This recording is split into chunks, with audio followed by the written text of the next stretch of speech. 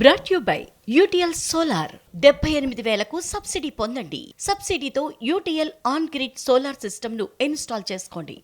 ఏపీకి కొత్త chief secretary వచ్చారు. ఏపీ కొత్త సీఎస్ గా విజయానంద్ నియామకమయ్యారు. ఆ బ్రేకింగ్ న్యూస్ ఇప్పుడు చూస్తున్నాం. ఈ మేరకు ఉత్తర్వులు జారీ చేసింది ఏపీ ప్రభుత్వం. విజయానంద్ 1992 బ్యాచ్ కు చెందిన ఐఏఎస్ అధికారి. ప్రస్తుతం ఇంధన శాఖ ప్రత్యేక ప్రధాన కార్యదర్శిగా ఉన్నారు ఆయన.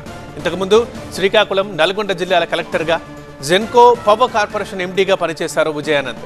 అలాగే చీఫ్ ఎలక్టోరల్ ఆఫీసర్గాను పనిచేసిన అనుభవం విజయానంద్కి ఉంది. 2025 నవంబర్లో పదవీ విరమణ చేయబోతున్నారు విజయానంద్.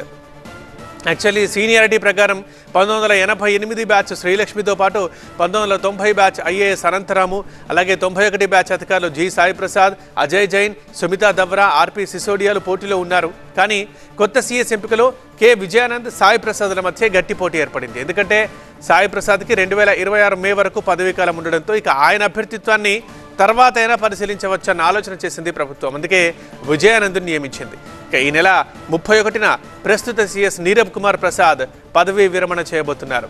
ఆ తర్వాత కొత్త సీఎస్గా విజయానంద్ బాధ్యతలు స్వీకరిస్తారు.